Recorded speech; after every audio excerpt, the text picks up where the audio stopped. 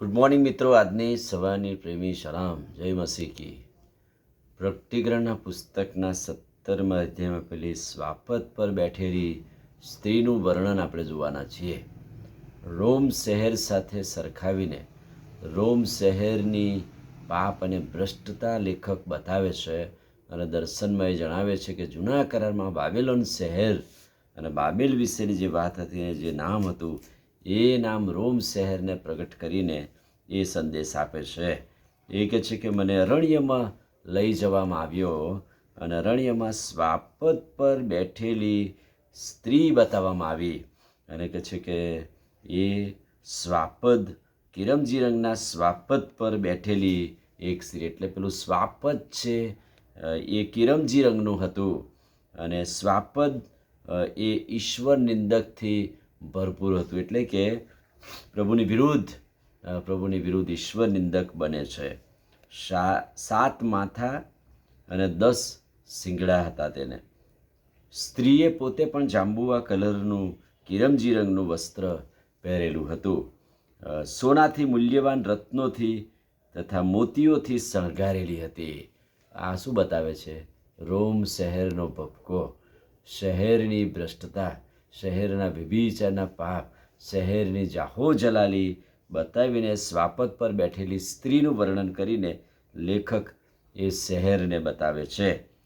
તેના હાથમાં કે છે સોનાનું પ્યાલું હતું. હવે આ સોનાનું પ્યાલું એ એના હાથમાં એના કૃત્યો બતાવે છે. શું કૃત્યો બતાવે છે? તો લખ્યું છે વ્યભિચારના કૃત્યો અને મલિનતાથી ભરેલું એ વાસણ. સોનાનું પ્યાલું ભપકાદાર દેખાય બધું, પણ અંદરથી નડી મલિનતા અને ભ્રષ્ટતા. રોમ શહેર દીકતો ધંધો કરનારું, બાહ્ય રીતે સોનાના પ્યાલા જેવું, પણ કે છે કે અંદરથી એ ભ્રષ્ટતા અને મલિનતાથી ભરેલું હતું એવું વર્ણન બતાવે છે. હવે આ સોનાના પ્યાલા સાથે બેઠેલી સ્ત્રીના કપાળ પર શું લખેલું હતું?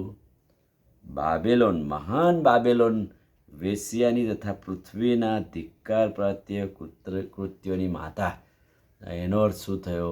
રોમ શહેરને બાબેલોન સાથે, મહાન મોટા બાબેલોન સાથે સરખાવીને મહાન મોટું બાબેલોન જે વેશ્યાની સાથે પૃથ્વીના ધિક્કાર પ્રાત્ર કરનાર કૃત્યોની માતા, એટલે કે આ તો બધા બાળકો કહેવાય એના.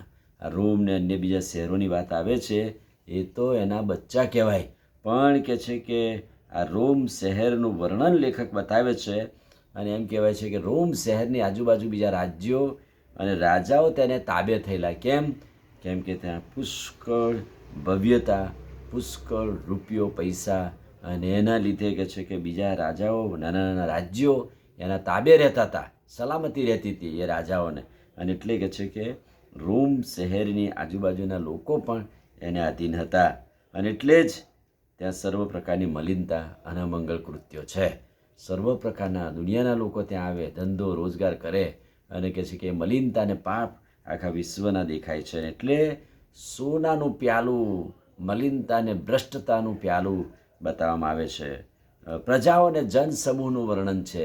એટલી બધી પ્રજાઓ અને એટલા બધા જનસમૂહ ત્યાં છે કે જે પોતાની જુદી સંસ્કૃતિઓ, એટલે 7 મંડળીઓની જે વાત છે, વર્ણન છે, 7 એરિયાની વાત છે, 7 પર્વતોની વાત છે, એ પર્વતોનું વર્ણન પણ છે.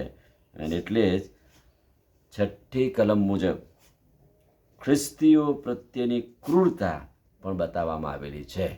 હવે આવા મોટા શહેરમાં પ્રભુના સેવકે ત્યાં સુવાર્તાનું કામ શરૂ કર્યું. મંડળી અસ્તિત્વમાં આવી, પણ મંડળી અને મંડળીના લોકો પર જે સતામણી છે એનું વર્ણન કરતાં એમ લખ્યું છે, મેં તે સ્ત્રીને સંતોનું લોહી તથા ઈસુના શાહિદોનું લોહી પીતા જોઈ છે. કેટલાય શાહિદો ત્યાં થઈ ગયા, કેટલાય સંતોએ પોતાનું લોહી વેવડાવ્યું. એવી આ સ્ત્રીની ક્રૂરતા અને પાપ. આ સ્ત્રી એટલે રોમ શહેર. કોઈ એક સ્ત્રી હતી ને લોહી પી જતી હતી એવું નહીં, પણ કે છે કે આ સંતોનું લોહી ને ઈસુના શાહિદોનું લોહી ત્યાં બોલે છે. અને મંડળી જ્યારે અસ્તિત્વમાં આવી પછી જે ક્રૂરતા, સતાવણી એમની પર થઈ અને એનું વર્ણન પણ અહીંયા લેખક જણાવે છે. અને એટલા માટે સ્વાપત પર બેઠેલી સ્ત્રીનું વર્ણન એ સીધે સીધું રોમ શહેર અને પાપથી ખદબદતા લોકોનું વર્ણન જોવા મળે છે. આમીન. પ્રાર્થના કરીએ. વાલા પ્રભુ, આજે સવારે તમારા અદ્ભુત પવિત્ર વચન માટે આભાર. સોનાના પ્યાલા સમાન ગણાતા શહેરો પણ અંદરથી મલિનતા અને ભ્રષ્ટતા અને દુષ્ટતા એ વાતો અમે શીખી રહ્યા છે. પ્રભુ, એ સમજવા મારી મદદ કરો, સહાય કરો, કૃપા આપો. મંડળીના લોકોનું વેવડાવેલું રક્ત એ મંડળીને માટે આશીર્વાદિત છે. કૃપા થવા દો પ્રભુ. અમારી મંડળીઓને તમે આશીષિત કરો. પ્રાર્થના પ્રભુ ઈસુના નામમાં કરીએ છીએ. સાંભળો ને માન્ય કરો. આમીન. God bless you.